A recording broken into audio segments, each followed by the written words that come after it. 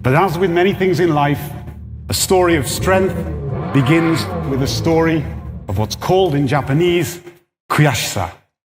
It's a strong word, but the nearest is humiliation.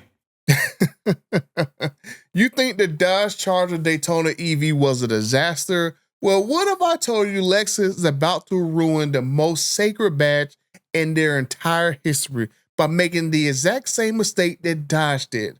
We need to have a serious talk about the new Lexus LFA. For over a decade, people have been begging Lexus to bring that car back. They wanted a successor to the V10 King. We gave it the power of a supercar. Then we gave it the precision of a Lexus. And in turn, wrote a new definition of what's possible for an automobile. Sometimes in this day and age of electric vehicles, you have to be careful of what you wish for, because Lexus is finally listening, but they're doing it in the worst way possible. They are bringing the LFA name back, but this time as an electric vehicle, and get this, they are putting an artificial exhaust system on it. They are looking at the disaster happening over at Dodge with the Charger Daytona's fake Fratzonic chambered exhaust, and they're saying, yeah, let's do that. In this video, I'm going to show you the reports coming from the fake noise that is being worked on, and I'll explain why this specific move is an insult to the LFA's legacy, and I'll tell you exactly why this car is going to flop, just like every other legendary nameplate that tried to pivot from legendary gas engines to batteries.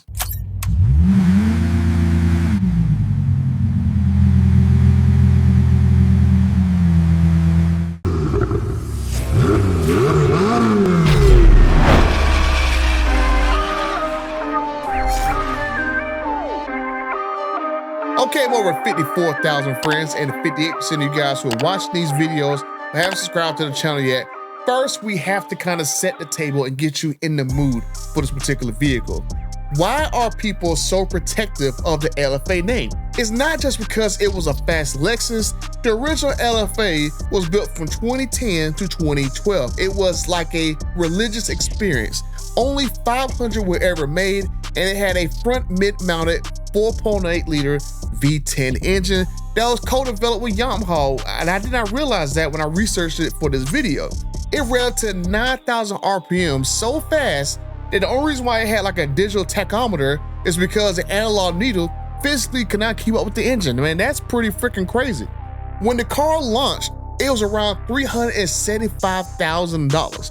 But today, good examples and the Nuremberg package versions running around, those cars are trading at least $600,000 a bringer trailer, and we've been seeing them hit for at least $1.23 million. And if you're wondering why, it's because of the sound. It is widely considered the best sounding road car ever made. It screams like an F1 car from the glorious V10 era, where we just had a great time period of great sounding cars that are starting to die off because of electrification nonsense. The engine characters is the soul of the car. The badge LFA is synonymous with a V10 screaming at high RPMs. So keep that in mind when I tell you what Lexus is planning on doing next with the LFA.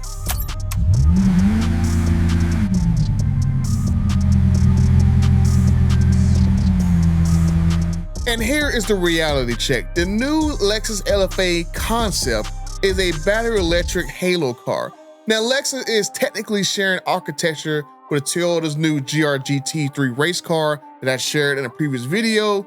But while the Toyota version is getting a twin turbo hybrid V8, the Lexus version, the flagship version, is going full electric.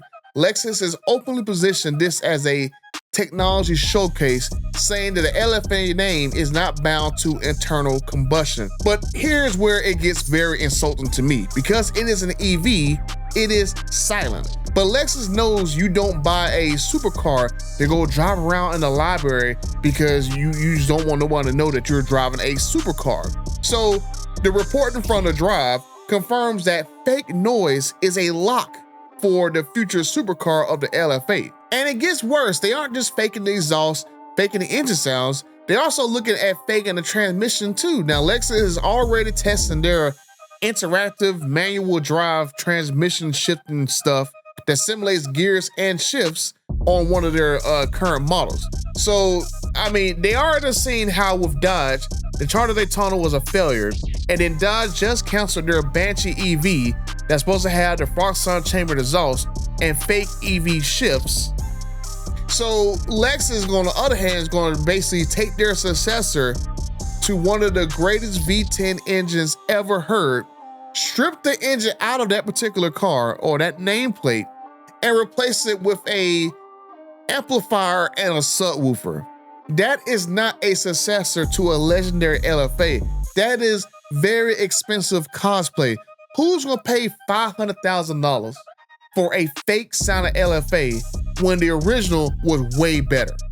I mean, this should sound very familiar to you because this is the exact same playbook that Dodge used with the Charger Daytona EV.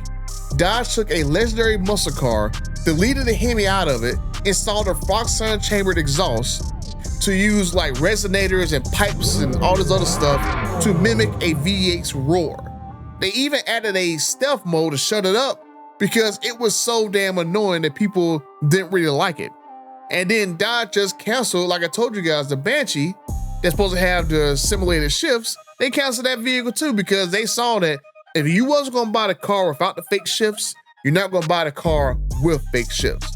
Now, I've driven a Charger Daytona EV, and I'm telling you right now as a car guy, that fake exhaust is like embarrassing. I mean, when I was driving it, I literally turned it off because there was really no point for it, right? You turn it on and you feel like a child making noises with your mouth. And I did I'm telling you, exactly what most people do. You will turn it off. If I'm buying an electric vehicle, I'll accept the silence and the instant torque.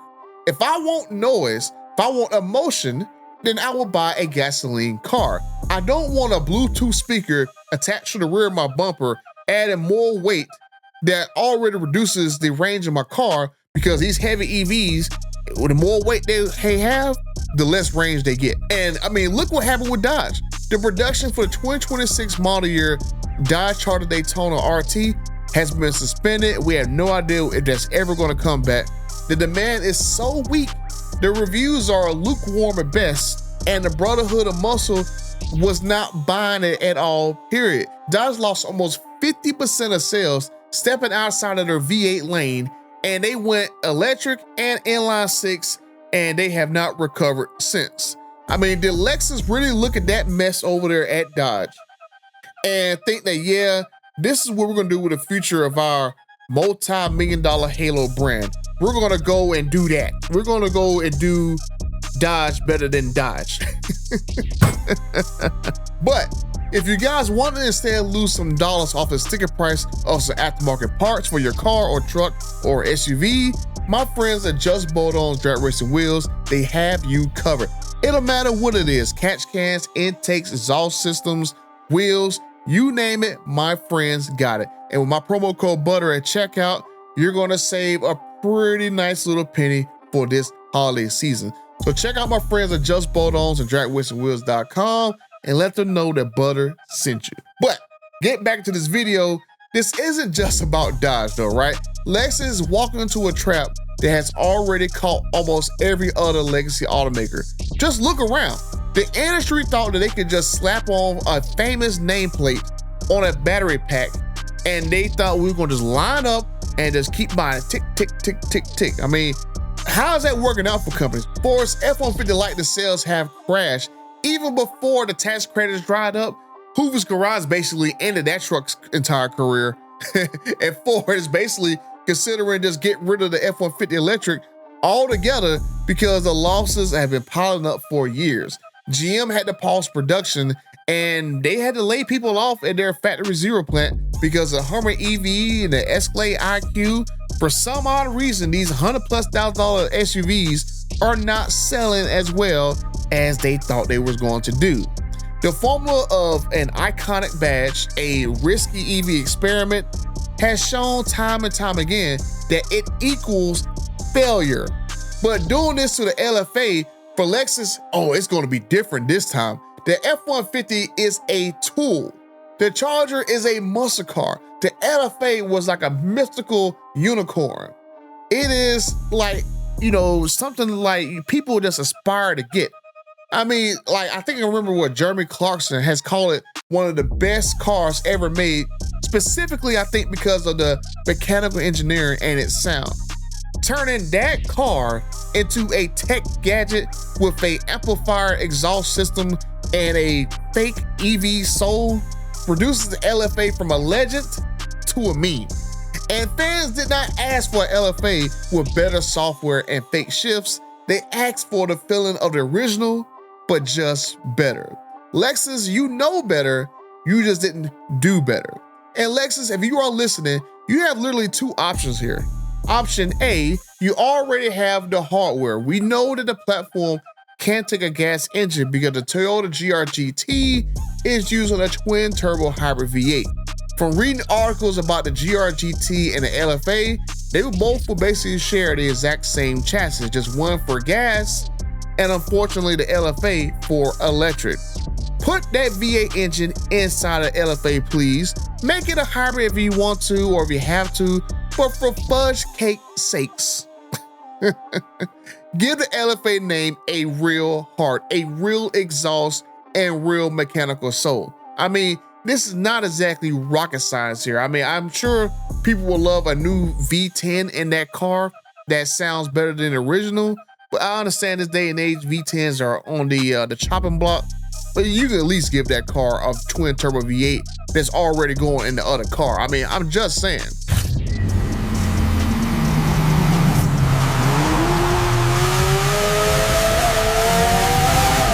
Or option B, if you insist on making this a battery electric vehicle with a speaker system, just don't call it an LFA. Create some new nameplate for this car. Call it the Lexus EGT, whatever. No one cares, but protect the LFA badge. Don't drag it into this EV experiment that is destined to fail. The LFA is sacred ground. You don't build a condo on top of a cathedral, and you don't put an exhaust soundbar on an LFA. I mean, I'm just saying. The original LFA is an appreciating asset that people dream of owning. This new EV successor risks becoming a joke before it even hits the showroom floor. And I want you to know where I stand because we've already seen this playbook before and Dodge learned it the hard way. But I want to know from you guys, be honest in the comments, would you ever spend $500,000 or more on an electric, maybe supercar that pumps fake engine noises through a speaker, through a bunch of pipes, come out the back of the car? Or should Lexus just scrap this EV plan altogether and give us a V8 engine at worst? Or F around and find out just how excited people will be with the return of a V10 inside of the new LFA. Drop a comment down below if you want somebody who actually tells you guys the truth about these cars and not just go along with a press release. Make sure you guys subscribe to the channel and check out this video right here where I cover the GR GT release. And you can go and check out the V8 engine that's in that particular video. And I'll see you guys in the next video. Peace.